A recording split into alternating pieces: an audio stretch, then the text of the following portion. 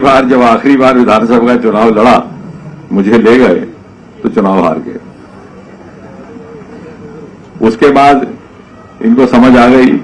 जब इन्होंने लोकसभा का नामांकन पत्र भरना था तो मुझे खबर तक नहीं की और सफलतापूर्वक जीत करके लोकसभा के सदस्य बन गए। इस प्रकार हमारा आपस में मित्री भाव। अभी भी जब मैं उनका आभार प्रकट कर रहा था तो कहने लगे कि आप ये मत भूलना कि जब इस मंदिर की योजना बनी थी तो आपने कहा था कि आप हैदराबाद में एक साइंस म्यूजियम बना के देंगे। तो इस प्रकार हमारा सौभाग्य कि एक अच्छा संयोग मिल गया। ऐसे हमें इस विभाग के मंत्री मिले। G20 के बाद ये दूसरा एक सफलतापूर्वक प्रयोग हुआ है। हमारे उपराज्यपाल मनोज सिन्हा जी, जिनका वक्तव्य भी आपने सुना,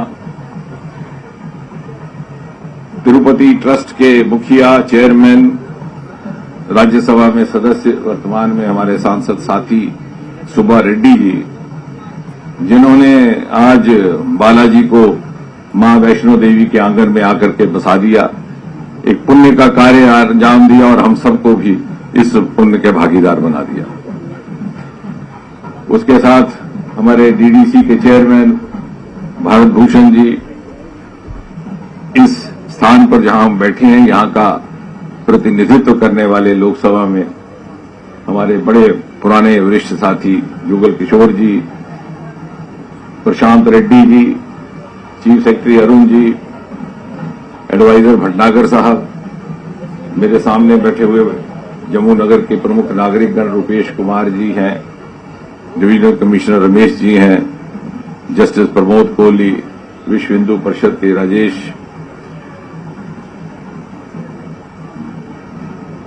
आज जब हम बालाजी का ये उत्सव मना रहे हैं तो सुब्बा रेड्डी जी, ये मात्र एक आस्था का उत्सव नहीं है और न ही किसी धर्म विशेष से जुड़ा उत्सव। ये वास्तव में भारतीयता का उत्सव है। It is a celebration of the idea of India. ये पुरानी तहजीब, ये पुरानी सभ्यता जो सदियों से चली आ रही थी, अनेकों चुनौतियों के बीच जीवित रही, उसको जीवित रखने वाली जो रूह रवा है, ये उसका उत्सव है, उसकी सेलिब्रेशन है। ये भारत की अनेकता की बीच एकता का उत्सव है। It's a celebration, it's a festival of India's unity in diversity. जब बालाजी तिरुपति से उठ करके हमारे बीच जम्मू वासियों में आकर के बैठते हैं तो मुझे लगता है कि अनेकता में एकता का इससे बड़ा और प्रमाण और उदाहरण हो ही नहीं सकता।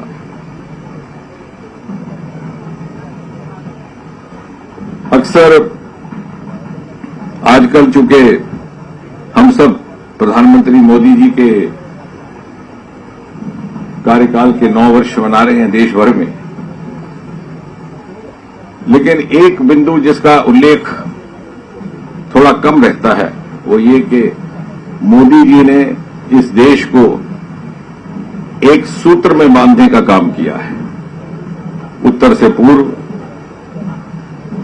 पूर्व से दक्षिण, दक्षिण से पश्चिम और दूर पूर्वोत्तर तक मोदी एक ऐसा नाम है जो हर भारतवासी को एक डोर में बांध देता है। और पिछले 9 वर्षों में भारत में एक साथ पनप रही भिन्न भिन्न संस्कृतियों के मिश्रण का कार्य भी यदि प्रारंभ हुआ और उसकी कल्पना की तो प्रधानमंत्री मोदी ने की, इससे पहले कभी ना हो। आपने समाचार पत्रों में पढ़ा होगा, आज से कुछ महीने पहले तमिल काशी संगम का आयोजन हुआ। तमिलनाडु से हजारों की संख्या में भाई बहन काशी पहुंचे, भिन्न भिन्न स्थानों का भ्रमण किया, उन स्थानों के दर्शन किए जहां प्राचीन समय में तमिल ऋषि मुनि आकर के तपस्या करते थे। और ये ध्यान में आया कि भाषा अलग है, बोलचाल अलग है, वो शायद समझ में नहीं आता, लेकिन ताप जाप भक्ति वो एक जैसी है। उसके उपरांत अभी पिछले ही वर्ष मोदी जी के ही प्रोत्साहन से पूर्वोत्तर को भारत से जोड़ने का एक और मिश्रण कार्य हुआ। बहुत कम लोगों के ध्यान में होगा कि भगवान श्री कृष्ण का पूर्वोत्तर से भी एक ताल्लुक था।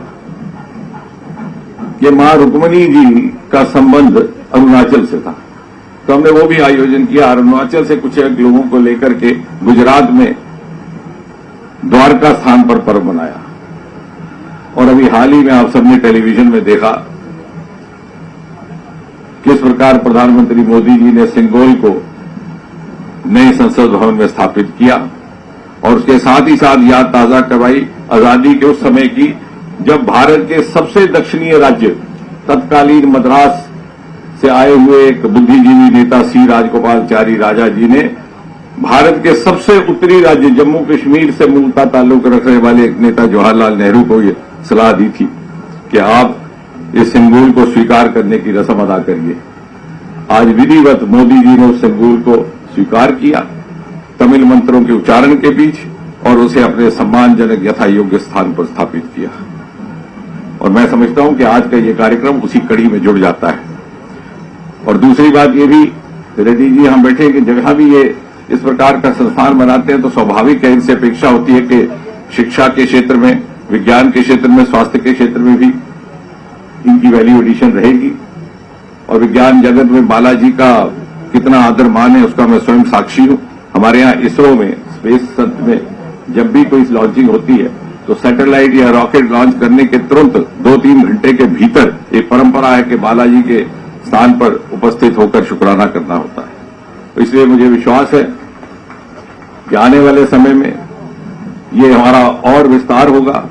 और जिस तरह से अंत में मैं ये कह दूं कि आज सुब्बा रेड्डी जिस तरह से बालाजी के संस्कार लेकर के एक दूत बनकर के जम्मू पधारे हैं, इसी तरह आप जम्मू की परंपरा जो ओतप्रोत है देशभक्ति, भाईचारे, स्नेह और प्रेम से, उसको ले जाकर के तेलुगु समाज में बांटेंगे ताकि इन दोनों समाजों का, इन दोनों संस्कृतियों का मेल और अधिक मजबूत हो और ये समन्वय और अधिक सार्थक हो। एक बार पुनः आपका बहुत बहुत धन्यवाद।